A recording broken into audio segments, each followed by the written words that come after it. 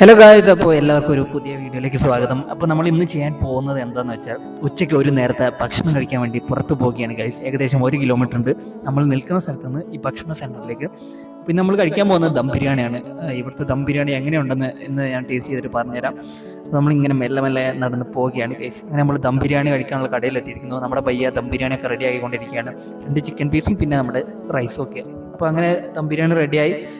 പയ്യ അതിൽ ചട്നിയും മറ്റു കാര്യങ്ങളൊക്കെ ഒക്കെയാണ്. 2 തരത്തിലുള്ള ചട്നിയാണ്. ഒന്ന് ടൊമാറ്റോൻ്റെ ചട്നിയും ഒന്ന് നമ്മുടെ മുളകിൻ്റെ ചട്നിയാണെന്ന് എനിക്ക് തോന്നുന്നു, എന്നറിയത്തില്ല. അപ്പോൾ നമ്മുടെ ബിരിയാണി ഒക്കെ എത്തിയിട്ടുണ്ട്. കണ്ടില്ലേ, ഒരു ലെഗ് പീസ്, ഒരു ചെറിയ ചിക്കൻ്റെ പീസുണ്ട്.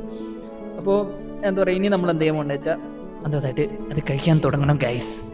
അപ്പം അങ്ങനെ നമ്മൾ നമ്മുടെ ആദ്യമായിട്ട് ഒരു സ്പൂൺ എടുത്ത് മാറ്റി വെക്കുന്നുണ്ട്. സ്പൂണൊക്കെ നമുക്ക് കൈയില്ലേ, പിന്നെ കൈയും കൊണ്ടിരിക്കുക. ഫസ്റ്റ് നമ്മൾ ചട്ടനി നമ്മുടെ ബിരിയാണിയിൽ അന്തസ്സായിട്ട് അയച്ച് ഇനി നമ്മൾ ആ ചിക്കൻ പീസ് എടുത്ത് കടിക്കുകയാണ്. എന്താണ് ഇതിന് അടിപൊളിയായിട്ടുണ്ട്. ഇനി റൈസും അതുപോലെ തന്നെ ഒരു ചെറിയ ചിക്കൻ പീസും കയറ്റി കഴിക്കണമെന്ന് വിചാരിച്ചു, പക്ഷേ ഞാൻ എടുത്തില്ല. ഇനി 2ാമത്തെ തവണ എടുക്കാമെന്ന് വിചാരിച്ച് 2ാമത്തെ തവണ എടുത്തിട്ടുണ്ട്.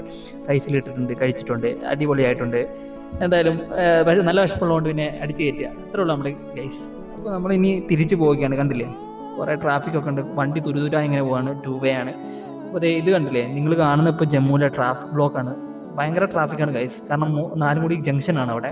അപ്പോൾ അങ്ങനെ ട്രാഫിക്കിൻ്റെ ഇടയിലൂടെ നമ്മൾ അങ്ങനെ നമ്മുടെ യാത്ര തുടരുകയാണ്. അപ്പോൾ ഇനി പുതിയൊരു വീഡിയോയിൽ വീണ്ടും കാണുന്നവരെ ടാറ്റാ, ബൈ ബൈ.